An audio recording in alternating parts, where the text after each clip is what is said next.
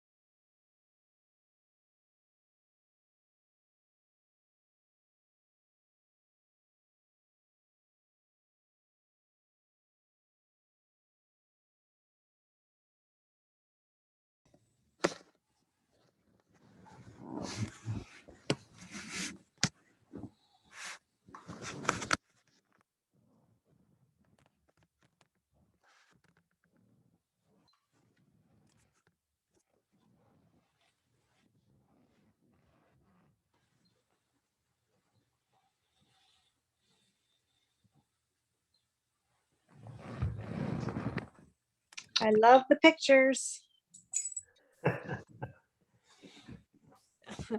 Hey, Chris, I'm going to need you to send me a few of those because I'm going to be putting together an article for the OTA publication coming up. And I've got some photos that Bill has sent me, but I can use some additional ones as well. Okay, yeah, I got a whole bunch well, I shouldn't say a whole bunch, but I've got quite a bit in my folder. Some Awesome. from last month and some from this month. Awesome. They're doing a great job. Yeah, we've had a couple of little breaks to deal with, but so far so good. Yeah, better than it could have been for sure. Yep. They haven't had any since they moved back a little further, have they, Bill? They did hit the T that runs from Plumtree over toward Edgecliff last Thursday. And that one took a bit of doing the repair because it was, again, one of our non-standard pipes that they had to work and get the right fittings for. And they did hit a service line yesterday. Yeah, I think it was yesterday. Yeah, it was yesterday. And time flies when you have excuse me. Then, I mean, that was the last that happened. I think they finished the little piece that goes across Ash Street from Plum to Edgecliff. Yeah. I think they're underneath 315 Yeah, they're going to be drilling 315, I think, next week. Yeah, and I'll be back in town late tomorrow afternoon. Perfect. Yeah, like I said, next week they're going to be doing a lot of the directional drilling and tying the pieces that are missing together. And so, yeah, we had a power outage in the neighborhood this afternoon. I'm not sure what caused it, but it was only out for about an hour.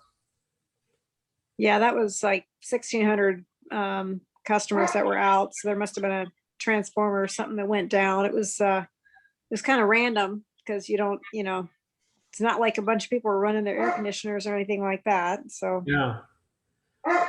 But our generator kicked in as it was supposed to. Greg went down to check to make sure that that was running. That was fine. And then, when the power came back, and it takes a few minutes, but then it shuts off by itself. So.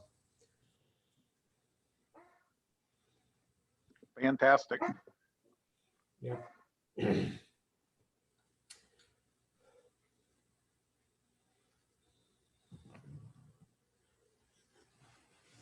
But other than that, I'm over here in western Wisconsin, in my hometown. what's the weather like there, Bill? It's beautiful, and it looks like it's going to be great flying weather tomorrow. I'll be flying back tomorrow, and it looks like the whole route is going to be good. Maybe a little windy when I take off in the morning, but it should be real nice pretty much the whole route. When I get back into OSU, it's supposed to be just calm winds. Should be very nice flying tomorrow.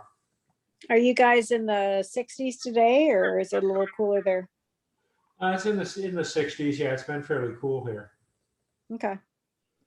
About what we have here. So I didn't see any frost this morning, but I was a little worried about it because I put in some of my tomatoes early, as I always do. But everything looks like it made it. So What part of Wisconsin you in, Bill? I'm in La Crosse, Wisconsin, which is my hometown. It's about 130 miles southeast of Minneapolis, along the Mississippi River. Okay. Just north of the Iowa-Minnesota border. I was on the other end of Wisconsin last week. Oh, really? I have family that lives over in Elkhorn, which is just about an hour west of Milwaukee. Oh, sure. So we went over and saw them. Nice. Yeah, I probably flew right over them if you're an hour west of Milwaukee. That's right where we were. Yeah, I know. I come over Mineral Point and then down into Rochelle, Illinois. and just kind of a little bit to the west of Lone Rock, that area.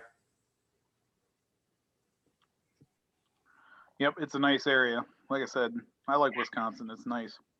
We took the one of the ferries across Lake Michigan from man, I can't remember the name of the town, but we ended up coming out at it's the northern one that dumps out at Manitowoc, Wisconsin. Manitowoc. Oh yeah, I've done that before. That's a neat trip. That was a cool trip. Yeah. Yeah, that's really nice. Okay, guys, I'm gonna have to cut you short here so we can go ahead and get started. Yep, let's get her going. I love hearing about it, but Yeah, let's get our too.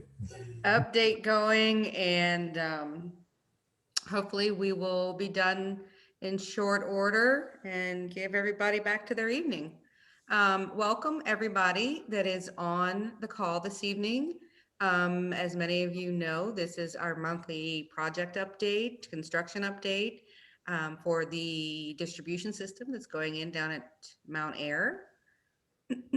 Gonna follow pretty much the same agenda as last month. We'll give Bill and Laura a chance to speak, go through the construction updates, and I have open forum as the last thing on the agenda, but really just throw out your questions. I'll try and keep an eye on the chat. Sometimes I get a little lost when I'm in my presentation mode and I forget to look at the chat, but we'll get y'all keep an eye on the chat and just throw out your questions as we go through. So first up, Laura, Bill, any updates for or from the district?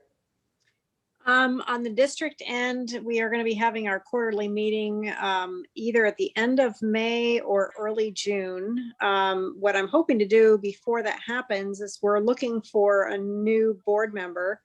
Every March, April, May, we'll have somebody cycling off, and the Sharon Township trustees will appoint a new board member. So if anyone is interested, please let me know and we'll forward that on. They're 5-year terms. They, somebody needs to step down early, they can, but a 5-year term is what we're asking for. And at this point, we do quarterly meetings, manage the finances, and a lot of the heavy lifting's done for this project. So unless the district expands, which is a possibility, there's not a lot of time obligation, but we are looking for somebody who'd want to be actively involved. Beyond that, I don't have anything on my end. Bill, I'm sure you have some things for the Mount Air Improvement Corporation side of things. Yeah, I don't have any more for the water district, but for those Mount Air Improvement shareholders that are on the call, I did send out an email earlier this week that we are going to have our annual shareholder meeting on June 8th at 6:30. It'll be a Zoom meeting again. Normally we would do this in May, but I've been pulling together some information on what it's going to take to decommission the system, what those costs might be.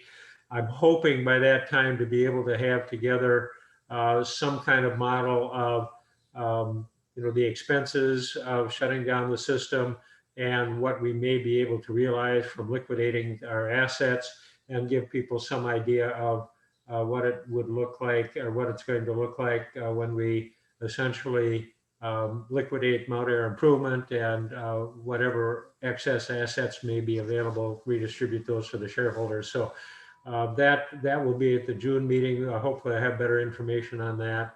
But the good news is that we do have a reasonable estimate of when we will be able to decommission the system. So I've been able to start talking to people that might be interested in some of the equipment. And I will be sending emails to a couple of property owners that I think may be interested in buying that piece of property that the pump house sits on.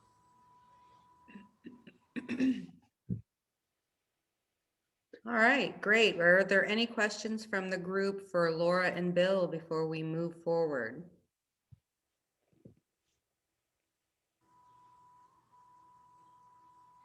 Okay, before I move on from this slide, I wanted you to take note, for those of you that are putting new service lines in, running them out, please have them out and ready by July 1. Dave, you had mentioned, and I'm failing to remember now, about having it out before or after the crock. Could you remind me? Yeah, we would, I think it's better, but it all depends on your plumber. If you get your service line out before they set the meter crock, because if you run a poly service line that is, or copper that has that's a size that we can hook up, we will grab your end, hook it right into the meter pit, and that way there's nothing else that needs to be done in your yard. And then, plumber can do the switch over in the basement after that's done. If you want the crock set ahead of time, we will stick out a couple feet of 1-inch poly service line out the backside of the meter. And then when you run your service line after that, you'll have to make that connection to that poly, or your plumber will. So it saves a fitting basically, but it means that the plumber has to make 2 trips, one to put in the service line, one to come back and connect the service line in the basement to your existing plumbing. So it's your preference, but having them out there also tells us exactly where you want the meter pit and all that. I know we put stakes out there, but we've been doing some adjusting for people. So, it kind of does 2 things. Chris, I had mentioned in an email, and I'll repeat it again here, that I think it would be of value if we did go ahead and send a snail mail letter to all property owners that are planning to connect, to give them that timeline expectation, and probably reiterate some of the things that Dave is saying. I did get feedback, actually when Chief Schwant was doing his farewell rounds, that one of our neighbors had mentioned to him that they didn't have any idea of when things were happening and what was going on. And so there, not everybody's been on these calls. Not everybody has necessarily visited the websites.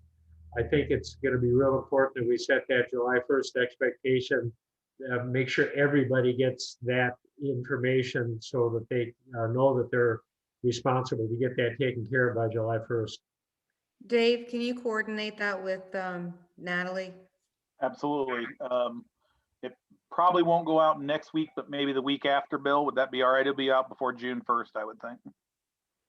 Okay, yeah, that would be very good. And I think that at least one of our neighbors asked me, well, who's responsible for doing that service line? And again, not everybody's been on these calls, and I think they need to understand who's responsible for what, and just reiterate the whole thing.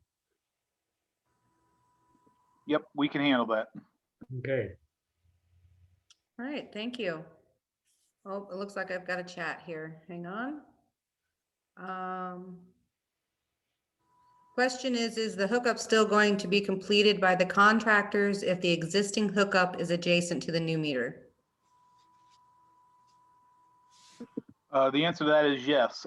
If you have one of those, I'll call it a curb box, but it's most of that I've seen have been white pipes with it's a sewer pipe with a sewer plug in the top, and you open it up and you have a valve, shut off the water to your house. If we know where that's at, and we're setting the meter right by there, they will expose that line. And again, as long as we have a fitting that'll hook up your type of service line, the contractor will make that connection.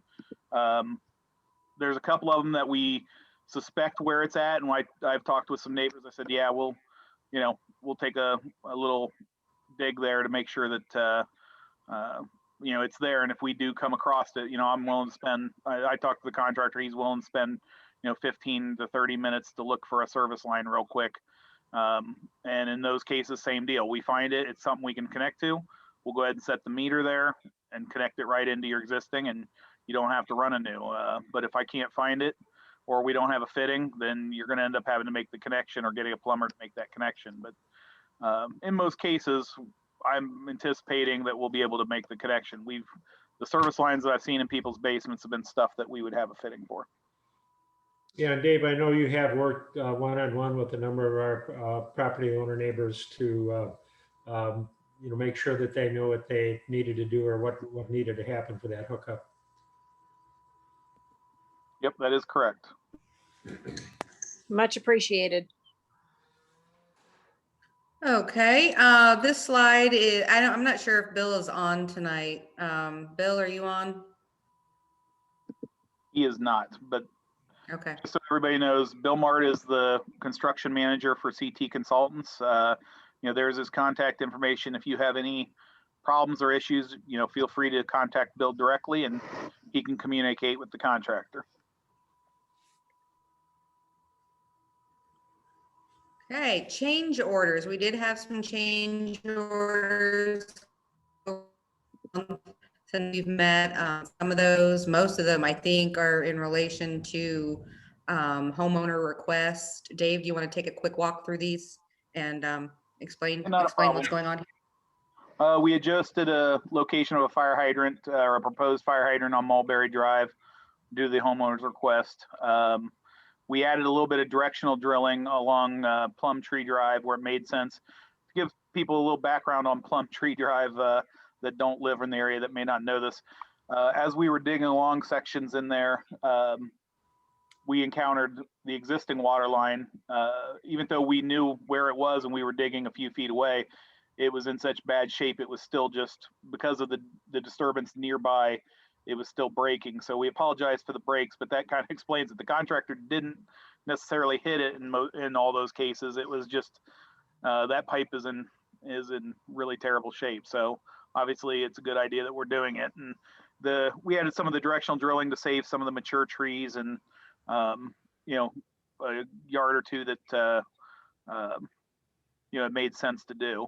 Down on Cherry Tree, which is down by the Mount Air Wells, it's just a right-of-way. There's not actually a road there, but it's a right-of-way that is controlled by the township. On that section, we shortened up the water line a little bit because the property owner didn't want the flush hydrant that has to be at the end to be sticking up in the middle of his or an area what he uses as a backyard, but it's fine. And then we made a small change over on the cross-country pipe that'll go from the east. This is on the far east end of Mount Air, right by the river. We switched property lines, and actually will shorten things up and save us a little bit of money, but nothing worth throwing a party over. But that was at a property owner's request too. So we were able to make the change, and it'll work for both the contractor and the property owner. So we're in good shape there. And I will just throw in my comment that I really appreciate Dave, you working with the property owners and the contractor being willing to make those accommodations in a way that makes sense, and we're able to make the property owner happy with the way it works. Well, thank you. I appreciate it.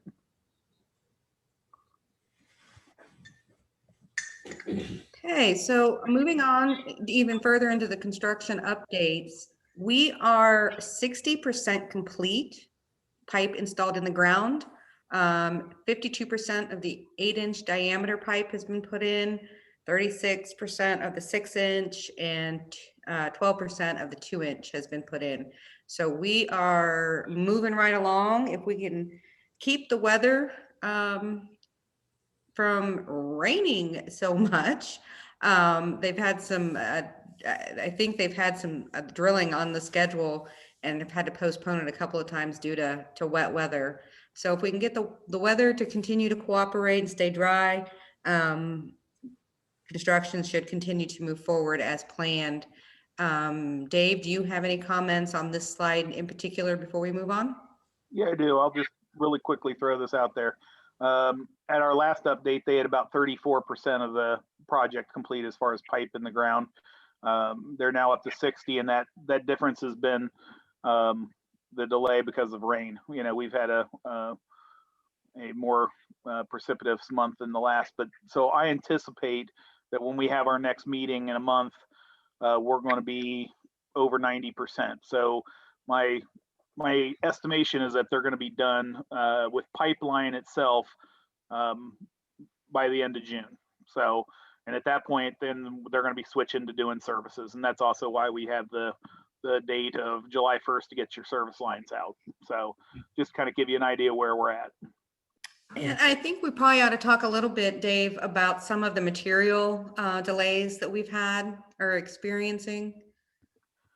Yeah, definitely. This is a national problem. A lot of factors going on. You got some hurricanes damaged what they call resin plants, which make the plastic resin that PVC pipe is made from.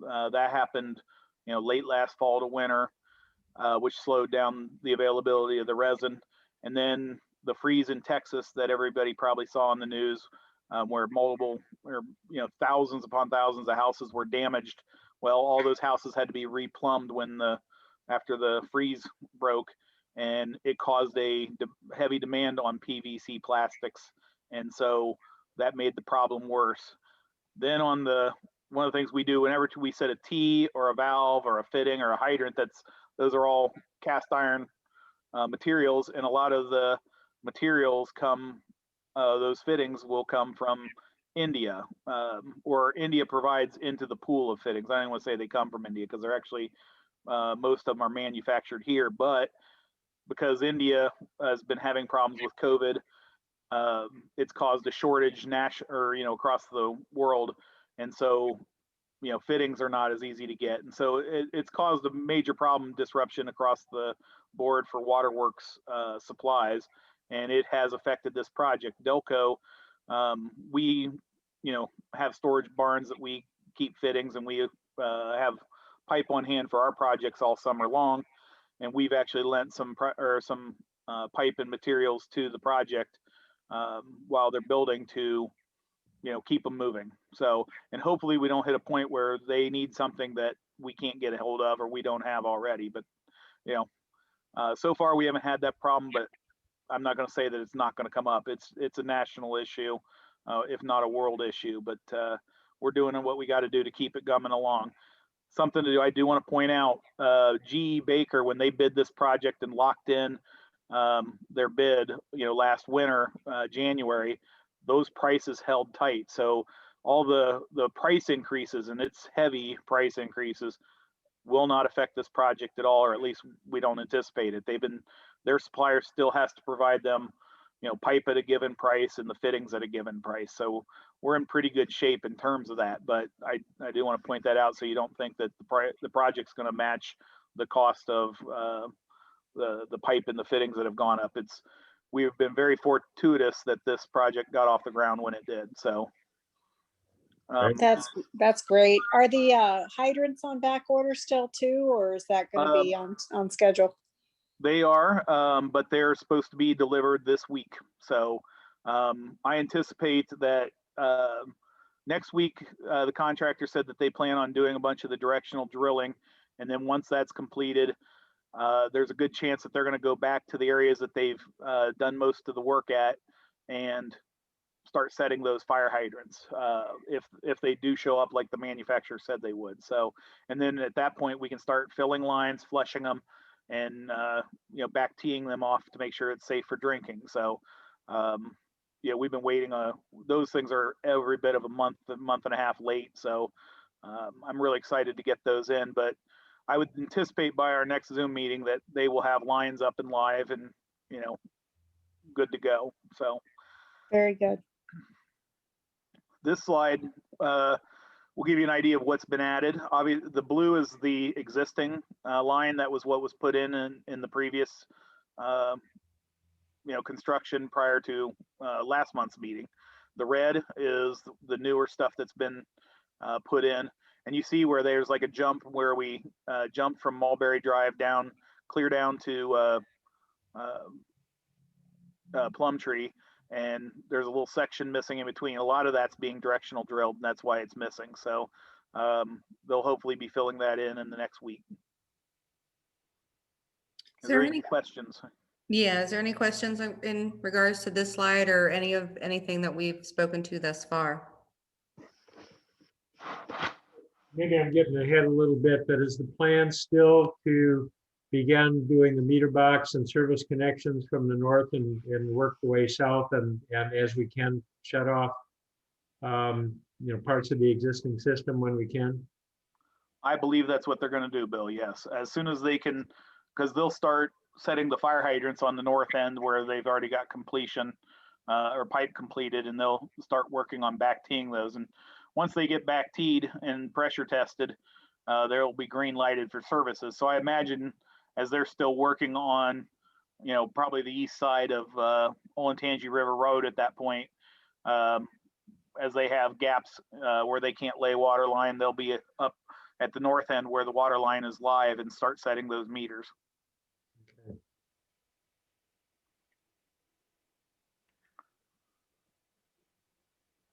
Okay, just some more pictures. I don't know areas. Dave, do you know Yep. what the pictures are from? The upper left-hand corner is right there at the cut through between Edgecliff and Plumtree. The blue pipe sticking up is actually filling in, as we talked about shortages. That'll eventually be replaced with a cast iron valve box. There's a valve underneath that blue pipe, and that's just helping mark where the pipe is and give us access to that valve. But again, we couldn't get parts, so they set that there while they're waiting on their valve boxes to show up from the manufacturer. So the middle left is, I believe, right where Plumtree hits State Route 315. There's a little culvert pipe there that they went around. The middle section is more of Plumtree, the middle picture. And the upper right, I believe, is Mulberry Drive. I think that looks like ash Does it? between Plum Tree. Yeah, that's Middle? ash between Plumtree and Edgecliff. Okay. That's right at my yard. Yeah. No, I apologize. It's all good. But I'm pretty sure I recognize most of the places. So you can see what they're doing. And like I said, hopefully once we're able to put water in these, we'll be able to get the cleanup going too. So we have a real quick question there. Yep, I see. Hang on here. Looks like we have two. First one, when the hookups will be completed from the meters to the main water lines, will the contractors be drilling under the roads or will they have to dig up more asphalt? I'm pretty sure they're going to open cut the road and take a section of asphalt out, but you know, they didn't indicate which way they wanted to go with that. So I would anticipate that there's a chance they will try to drill it, but with your streets being very narrow, to drill services, you usually have to sit back quite a ways, which means that we'd be sitting in the front yard of somebody's or possibly up on their porch. So I would anticipate that's exactly what they're going to do at every service. And then they'll be doing asphalt repairs after that. The next question is there a way to find out when work will actually be happening on Edgecliff down by the river? Certainly. I would anticipate it within 2 weeks. Again, next week they should, if the weather holds out, there'll be directional drilling. A bunch of the gaps west of Olentangy River Road, filling those in, and then they have to cross Olentangy River Road itself, and then they'll start right on that east side, laying the water line down Plumtree and Cherry, and then lastly, so Edgecliff is going to be the last street to go, and like I said, I anticipate it's either going to be 2 weeks or 3 weeks. Earliest 2 weeks, latest probably 3 weeks. Okay, did that get everybody's questions answered? This is Crystal on Edgecliff. I actually do have a question. I had talked to Bill Mart maybe 3 weeks ago about just asking him about the stakes, and I had asked about the getting our service line installed, and he had kind of, maybe I misunderstood, but I think he had kind of given me the indication to kind of hold off on getting the service line placed until the main line was put in, because he said there's just too much that could happen if we did it before then. Or am I understanding that we should just go ahead and install the service line on our property? I would, if you would like, I can touch base with Bill because he's not on the call, and we can get back to you on it. To be 100%. That'd be great. I may have just misunderstood him. Yeah, I think you really want to get them out. You know, like I said, it all depends on, you know, if you're doing it yourself or your contractor. If you have a contractor doing it, they may say, hey, you know, we want to make one trip out there, and so have the meter set ahead of time. And if that's the case, you have a little bit of time, and you can just let us know that you want your meter set ahead of time. You know, if you have a contractor that says, hey, you know, like I said, put the service line in and then they'll come back and connect it after we set the meter, you know, that's an option also. When we're doing rural line extensions, typically people put their service lines out, we set the meter, and then their plumber comes back and does the tie-in. But it's, you know, whichever way you want to go. But I don't see any reason why you wouldn't want to get that service line out. Okay, thanks so much. If you want, drop me an email and I will touch base with Bill Martin and get back to you. All right? Dave, what's your email? Could you put it in the chat maybe? Certainly. I will type it right into the chat. All right? Okay, and while he's doing that, and if no one else has any questions before I move on to the schedule is still pretty much the same as last month with a couple of exceptions.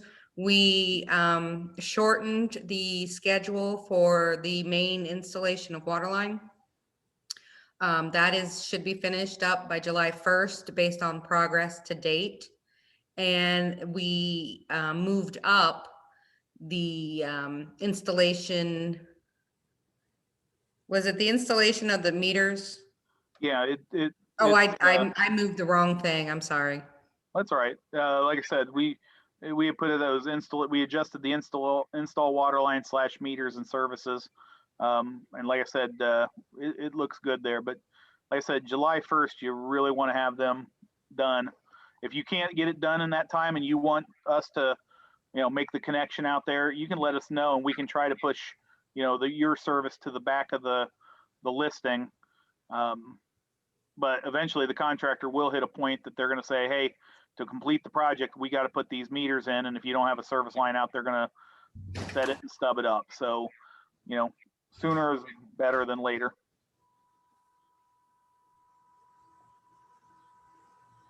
It looks like we had something else come through on the chat. Is there going to be a fire hydrant at the bottom of Plum Tree by the river?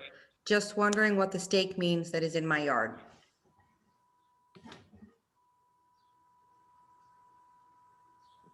Did you catch that, Dave? Yeah, I'm sorry, I was muted. Oh.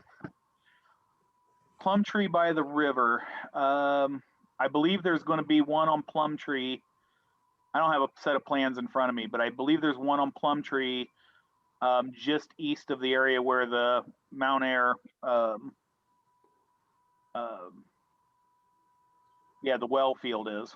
And I know there's one on Edge Cliff towards, you know, about 3/4 of the way east of Olentangy River Road.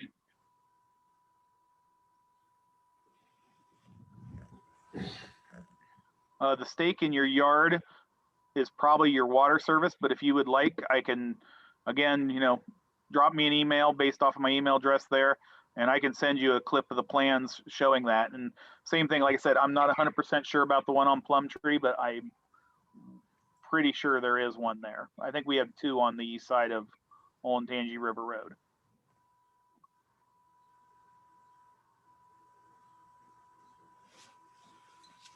Okay, thank you, Dave. Any other questions?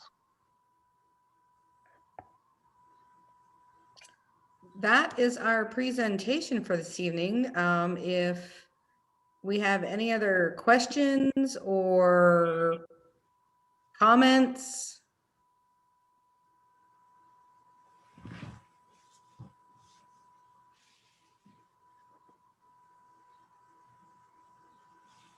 I'll just say on the Mount Air Water District website is a copy of the plans that were put out, I think back in November. I know there have been some small changes since then, but in general, also the stakes usually say on them what is intended there. If it's a T or something, I don't know. The hydrants ones probably say hydrant on them, I would assume, Dave.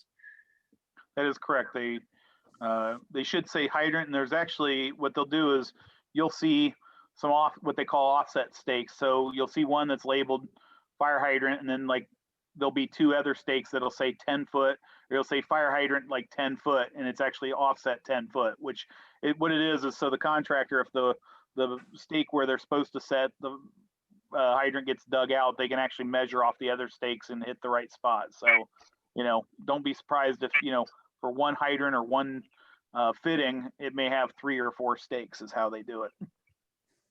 But if you're not sure and you want clarification, you can reach out to me. I can come out there and, explain it. It's not a problem at all. Also, feel free to talk to the contractor foreman. They're very nice guys. They'll explain anything you want to them.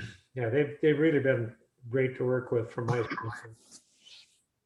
Dave, this is Linda McGee. Two questions. One is our water line is coming from Plumtree, so the street behind us. Mhm. Will the company bring the water line down through the ravine, or is that our responsibility? I'm not sure which house is yours.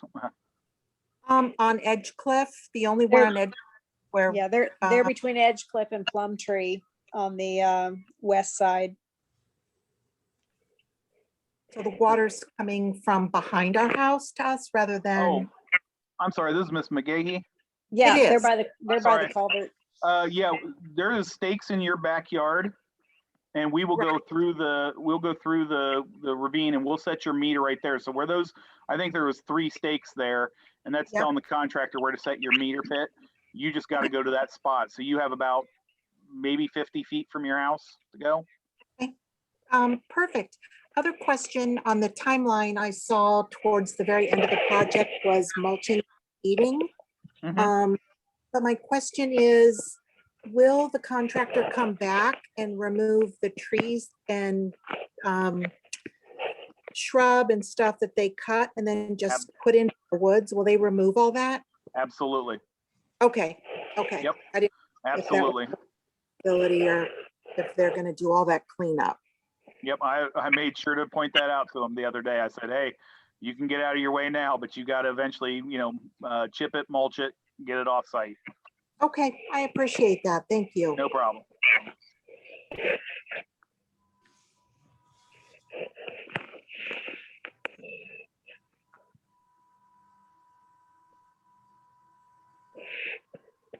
Sorry, I was muted there. Woo! My husband came in with dinner. I had to mute it. Any other questions, comments, concerns? We are happy to take them now, or if you want to reach out to us later. Dave is, as many of you all have seen, he's more than willing to come down and meet with you all to go over any concerns that you have, walk your property, and make sure that, you guys understand where things are going and that you're okay with it. I also heard a rumor that he might be in the market for a house down there, so he has a shorter commute. We'd be happy to have him. It saved me time, I'll tell you that. In all seriousness, just what I also would like to mention, if you do try to reach out to me next week, I'll be out of town. You can reach out to Natalie Linkus. You see her email there, and she'll be doing in-person meetings if needed, or at least if she can't, address your concern directly, she'll convey it to me to make sure that we get it addressed once I return. So, and obviously you can definitely still reach out to the construction manager, Bill Mart. By all means, feel free to, grab anybody you can at that point, but Yeah, I definitely want to address anybody's concerns. Very good. Thank you, guys. You've done, like I said, a wonderful job. We have a unique neighborhood and we want to make sure it's protected, and you've been more than respectful for that. So I appreciate that very much. And Bill and I, any of the residents can always reach out to us and we'll point you to the right person, either at CT or DelCo, and where we live. So. Okay, I am so happy, to hear that the project is going along well. Again, we want to provide a service to y'all and want you to have a good experience, and we certainly don't want to be invasive. So we want it to be a good, clean project at the end. So if you have any concerns or you hear any of your neighbors, making a comment on the side or whatever, encourage them to reach out to us. We will do our best to get all of those resolved to make sure everybody's happy. Awesome. Thank you. All right, Thank you, guys. And Natalie, I see that you did record this. So again, just let us know when that link is available and we'll post it on the website. Yep, sure will. Thank you. Oh, wait a minute. I think I got a chat. Hang It was on. just a thank you. Oh, okay. All right. Thank you, everybody. Guys. Thanks, everyone. Have a good evening.